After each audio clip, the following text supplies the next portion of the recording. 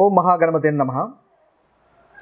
అయితే మనలో చాలామంది మనకి అదృష్టం కలిసి రావట్లేదు, ఎంత చేసినా కూడా మనకు లక్ అనేది కలిసి రావట్లేదు అని చెప్పి చాలామంది అంటూ ఉంటారు. అదేవిధంగా కొంతమందికి అదృష్టం అనేది వారి యొక్క పిల్లల వలనో లేదా ఇతరుల వలనో కలిసి వస్తుంటుంది.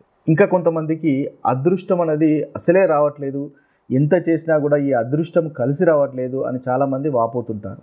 అయితే ఈ అదృష్టం అనేది ఎలా వస్తుంది అంటే మన జాతక రీత్యా అదృష్టము ఎలా ఉంది, ఎంతవరకు భాగ్యము అనేది ఒక వ్యక్తి జాతకంలో ఉంది అనేది తెలుసుకోవచ్చా అనే దాని గురించి చూద్దాము.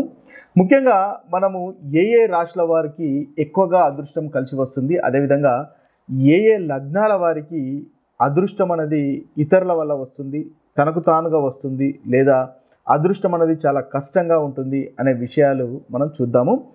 ముఖ్యంగా ఒక జాతకంలో అదృష్టం గురించి చూడాలంటే ఆ అదృష్టం భాగ్యస్థానాన్ని చూడాలి, అంటే 9వ స్థానాన్ని చూడాలి.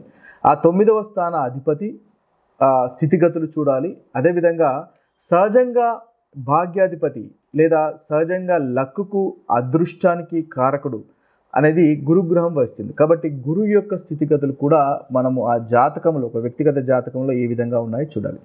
అంతేకాకుండా ఒక వ్యక్తి జాతకంలో అంటే రాశి చక్రంలో కాకుండా నవాంశ చక్రంలో కూడా భాగ్యాధిపతి యొక్క స్థానాలు, భాగ్యాధిపతి 9వ స్థానము, అదేవిధంగా 9వ అధిపతి ఏ విధంగా ఉన్నాడు అనే విషయాలను బట్టి కూడా మనకు ఆ వ్యక్తికి ఎంతవరకు అదృష్టం కలిసి వస్తుంది, ఎలా అదృష్టం కలిసి వస్తుంది అని చూడవచ్చు. అంతేకాకుండా ఈ D9 చార్ట్ అని అంటుంటారు, అంటే నవాంశ స్థానంలో ఉన్నటువంటి భాగ్యాధిపతి రాశి చక్రంలో ఇక్కడ ఉన్నాడు, అదేవిధంగా రాశి చక్రంలో ఉన్నటువంటి భాగ్యాధిపతి నవాంశ చక్రంలో ఇక్కడ ఉన్నాడు. తదితర అంశాలను కూడా మనం పరిగణలోకి తీసుకొని ఒక వ్యక్తి ఎంతవరకు అదృష్టం కలిసి వస్తుంది, అసలు ఏం చేస్తే అదృష్టం కలిసి వస్తుంది అనేది మనం చెప్పవచ్చు. అయితే మనము ఓవరాల్గా కనుక ఒకసారి చూసినట్టయితే ముఖ్యంగా మనకు ఒక జాతక చక్రంలో అదృష్టం అనేది కలిసి రావడానికి ఏదైతే లగ్నాధిపతి ఉంటాడో ఆ లగ్నాధిపతికి, అదేవిధంగా భాగ్యాధిపతికి అంటే 9వ అధిపతికి, అదేవిధంగా గురువుకి సహజ భాగ్యాధిపతికి సంబంధాన్ని బట్టి మనకు ఈ అదృష్టము లక్కు గురించి మనం తెలుసుకోవచ్చు. ముఖ్యంగా చూసినట్టయితే ఏదైతే మనకు సహజ రాశి చక్రంలో 9వ అధిపతి గురువు ఉన్నాడో, భాగ్యాధిపతి కారకుడు గురువు ఉన్నాడో, ఈ గురువు యొక్క స్థితిగతులను బట్టి మనము జన్మ జాతకంలో ఉన్నటువంటి భాగ్యాన్ని చూడవచ్చు. అంటే ముఖ్యంగా చూసినట్టయితే ఈ గురువుకి మనకి ఈ గురుగ్రహానికి ముఖ్యంగా రవి, చంద్రుడు, కుజుడు స్నేహితులు అంటే మిత్రులు అనమాట. అదేవిధంగా శుక్రుడు, అదేవిధంగా శని, ఈ 2 గ్రహాలు గురుగ్రహంతో న్యూట్రల్గా ఉంటాయి. ఇంకొకటి గురుగ్రహానికి బుధ గ్రహము శత్రుత్వం వహిస్తుంది. ఇవి ఈ సహజంగా ఏదైతే భాగ్యాధిపతి ఉంటాడో, లక్కుకు కారకుడు ఉంటాడో, అదృష్టానికి కారకుడు అయినటువంటి గురుగ్రహం యొక్క ఇతర గ్రహాలతో ఉన్నటువంటి సంబంధము. ఈ సంబంధాన్ని మనము ఆధారంగా చూసుకొని జనరల్గా ఏ రాశుల వారికి ఎలా అదృష్టం కలిసి వస్తుంది, ఏ లగ్నాల వారికి ఎలా అదృష్టం కలిసి వస్తుందో ఒకసారి మనం చూసినట్టయితే, అయితే మేషలగ్నం వారికి అదృష్టము ఎలా ఉంటుందో కనుక మనం ఒకసారి చూసినట్టయితే ఈ మేషలగ్నం వారికి 9వ అధిపతి గురువు అవుతాడు. అంటే మనం ఏదైతే సహజంగా భాగ్యకారకుడు, లక్కు కారకుడు అని అనుకున్నామో అతనే స్వయంగా 9వ అధిపతి అవుతాడు. కాబట్టి ఏదైతే మనకు ఈ భాగ్యాధిపతి తర్వాత సహజ భాగ్యాధిపతి గురువు అవుతున్నాడు, కాబట్టి వీరికి అదృష్టం అనేది చాలా చక్కగా ఉంటుంది. అంటే ఎవరిపైన ఆధారపడకుండా, అంటే మీ భార్య వల్ల కానీ, మీ యొక్క సంతానంతో కానీ, ఇంకా ఇతరుల వల్ల కానీ ఎవరి మీద కూడా ఆధారపడకుండా తనకు తానుగా ఈ మేష లగ్నం వారికి ముఖ్యంగా లక్కు అనేది కలిసి వస్తుంది. మేష లగ్నం వారికే కాకుండా మేష రాశి వారికి కూడా ఇది మనకి పనికి వస్తుంది. అదేవిధంగా మేష రాశి వారికి కూడా ముఖ్యంగా అదృష్టం అనేది మీకు మీరుగా అంటే స్వయంగా అదృష్టవంతులు అధికంగా అయ్యేటటువంటి అవకాశాలు ఎక్కువగా మనకు ఉంటాయి. ముఖ్యంగా మేష లగ్నానికి, కర్కాటక లగ్నానికి అంటే మేష రాశి వారికి, కర్కాటక రాశి వారికి సహజంగా 9వ అధిపతి భాగ్యాధిపతి గురువు. కాబట్టి ఈ రాశి వారికి వారు ఎవరిపైన ఆధారపడి ఉండకుండానే తమకు తాముగానే దాదాపుగా అదృష్టం అనేది కలిసి వస్తూ ఉంటుంది. ఇక సింహరాశి వారికి, వృశ్చిక రాశి వారికి, ధనుస్సు రాశి వారికి, మీనరాశి వారికి, సింహరాశి వారికి చూసినట్టయితే మనకి భాగ్యాధిపతి కుజుడు అవుతాడు. అదేవిధంగా వృశ్చిక రాశి వారికి మనకు చూసినట్టయితే భాగ్యాధిపతి వచ్చేసి చంద్రుడు, ధనుసు రాశి వారికి రవి, అదేవిధంగా మీనరాశి వారికి కుజుడు. వీరు ఏదైతే మనం ముందుగా చెప్పుకున్నట్టుగా ఈ సహజ భాగ్యాధిపతి అయినటువంటి గురువుకు మిత్రులు కాబట్టి ఈ సింహరాశి వారికి, వృశ్చిక రాశి వారికి, ధనుస్సు రాశి వారికి, మీనరాశి వారికి కూడా లేదా ఈ లగ్నాల వారికి కూడా భాగ్యము అంటే అదృష్టం అనేది బాగా కలిసి వస్తుంది. అంతగా కష్టపడకుండానే సులువుగానే ఈ లగ్నాల వారికి కానీ ఈ రాశుల వారికి కానీ అదృష్టం అనేది దాదాపుగా కలిసి వస్తుంది. ఇక వృషభ, మిథున, కన్య, కుంభ అంటే వృషభ లగ్నం వారు కానీ, మిథున లగ్నం వారు కానీ, లేదా మిథున రాశి వారు కానీ, కన్య, కుంభ లగ్నాల వారు కానీ వీరికి భాగ్యాధిపతులు శుక్ర, శనులు కాబట్టి ఇవి గురుగ్రహానికి న్యూట్రల్గా ఉంటాయి. కాబట్టి ఈ లగ్నాల వారు, ఈ రాశుల వారు కాస్త కష్టపడిన తర్వాతనే వారికి అదృష్టం అనేది వస్తుంది. కానీ అదృష్టం తప్పకుండా మంచి అదృష్టం కలిసి వస్తుంది. కాకపోతే ఈ 4 రాశుల వారు కాస్త కష్టము అనేది, ఫోకస్ అనేది, ఎఫర్ట్స్ అనేది పెట్టాల్సి వస్తుంది. కాబట్టి కష్టపడిన తర్వాత అదృష్టం అనేది ఈ 4 రాశుల వరకు కలిసి వస్తుంది. ఇక తులా లగ్నము, మకర లగ్నం వారికి చూసినట్టయితే వీరికి భాగ్యాధిపతి శని అవుతాడు కాబట్టి, భాగ్యాధిపతి బుధుడు అవుతాడు కాబట్టి ముఖ్యంగా తులా లగ్నము అదేవిధంగా మకర లగ్నానికి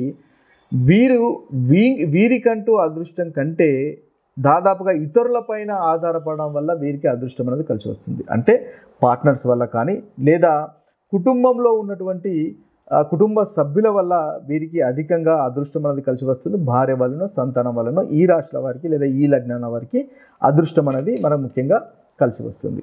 ఇలా మనము ఈ రాశుల వారికి చూడవచ్చు. అయితే ఇంకా భాగ్యాధిపతి యొక్క స్థానాన్ని బట్టి అదేవిధంగా లగ్నాధిపతి ఏదైతే మీకు లగ్నం ఉంటుందో ఆ లగ్నాధిపతి లేదా రాష్ట్రాధిపతి యొక్క స్థానాన్ని బట్టి కూడా మనము అదృష్టం ఏ విధంగా ఉంటుందో అని కూడా చూడవచ్చు.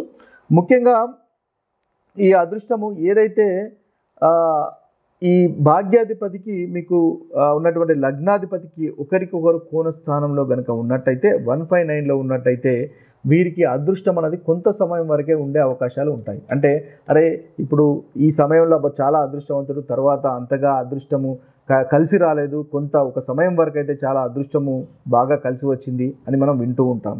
కాబట్టి అలాంటి వారికి ముఖ్యంగా భాగ్యాధిపతి కానీ లగ్నాధిపతి కోణస్థానంలో ఉన్నట్టయితే అలాంటి వారికి కొంతవరకు అదృష్టం అనేది కొంత సమయం వరకు అదృష్టం ఉండేటటువంటి అవకాశాలు అధికంగా ఉంటాయి. అదేవిధంగా మనకి భాగ్యాధిపతికి అదేవిధంగా మనకి ఈ లగ్నాధిపతికి 3 to 11లో కాంబినేషన్లో కనుక ఉన్నట్టయితే కష్టపడిన తర్వాతనే అదృష్టం వచ్చే అవకాశాలు అనేది మనకు అధికంగా ఉంటాయి.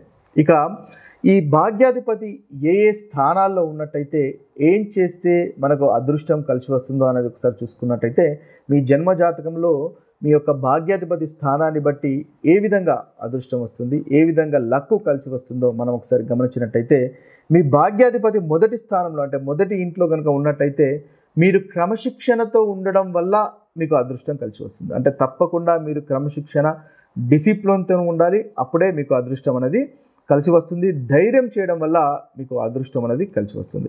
ఇక రెండవ ఇంట్లో కనుక మీకు భాగ్యాధిపతి కనుక ఉన్నట్టయితే కుటుంబం వల్ల మీకు అదృష్టం అనేది కలిసి వస్తుంది. కుటుంబంతో మీకు అదృష్టం అనేది ఇల్లు, కుటుంబము, కుటుంబ సభ్యుల వల్ల మీకు అదృష్టం అనేది అధికంగా కలిసి వస్తుంది. ఇక మూడవ ఇంట్లో కనుక ఉన్నట్టయితే మీరు ఉన్నటువంటి ప్రదేశాన్ని వదిలి వేరే ప్రదేశంలో కనుక పనిచేస్తున్నట్టయితే అప్పుడు మీకు అదృష్టం అనేది అధికంగా కలిసి వచ్చే అవకాశాలు ఎక్కువగా ఉంటాయి. ఇక నాలుగవ ఇంట్లో కూడా మీ యొక్క భాగ్యాధిపతి కనుక ఉన్నట్టయితే మీరు విదేశాల్లో ఉన్నట్టయితే మీకు మంచి అదృష్టం అనేది కలిసి వస్తుంది. లేదా మీరున్న ప్రదేశం కంటే దూర ప్రదేశంలో కనుక ఉన్నట్టయితే మీకు మంచి లక్కు అనేది కలిసి వచ్చే అవకాశాలు అధికంగా ఉంటాయి. ఇక ఐదవ స్థానంలో కనుక మీ యొక్క భాగ్యాధిపతి ఉన్నట్టయితే సంతానం వల్ల అంటే మీ యొక్క సంతానం వల్ల కిడ్స్ వల్ల మీకు అదృష్టం కలిసి వచ్చేటటువంటి అవకాశాలు అధికంగా మనకు ఉంటాయి. ఇక ఆరవ స్థానంలో కనుక భాగ్యాధిపతి కనుక ఉన్నట్టయితే మీకు వృత్తి చేయడం వల్ల మీకు అదృష్టం అనేది ఎక్కువగా వస్తుంది. కాబట్టి ఈ కాంబినేషన్ చూసుకొని ఆ వేలో కనుక మీరు ప్రయత్నం చేసినట్టయితే మీకు మంచి ఫలితాలు కలుగుతాయి. కాబట్టి ఆరవ స్థానంలో కనుక ఉన్నట్టయితే మీరు జాబ్లో మంచి అదృష్టం అనేది కలిసి వస్తుంది. తొందరగా మీరు వృత్తిలో పైకి ఎదుగుదల అనేది ఈ వారికి ఉంటుంది. ఇక 7వ స్థానంలో కనుక భాగ్యాధిపతి కనుక ఉన్నట్టయితే మీకు భార్య వల్ల కానీ, వివాహం వల్ల కానీ, లేదా ఆడవారైతే భర్త వల్ల కానీ మీకు అదృష్టం కలిసి వచ్చే అవకాశాలు అధికంగా ఉంటాయి. ముఖ్యంగా వ్యాపారం కనుక మీరు చేస్తున్నట్టయితే మీ యొక్క భాగ్యాధిపతి 7వ స్థానంలో కనుక ఉన్నట్టయితే మీ యొక్క వ్యాపారంలో ఉన్నటువంటి పార్ట్నర్స్ వల్ల, ఇతరుల వల్ల మీకు భాగ్యము కలిసి వస్తుంది, లక్కు అదృష్టం అనేది కలిసి వస్తుంది. ఇక 8వ స్థానంలో కనుక ఉన్నట్టయితే 8వ స్థానంలో కొంచెం కష్టపడిన తర్వాతనే మీకు అదృష్టం కలిసి వస్తుంది. అత్యధికంగా కష్టపడాల్సినటువంటి అవసరం ఉంటుంది.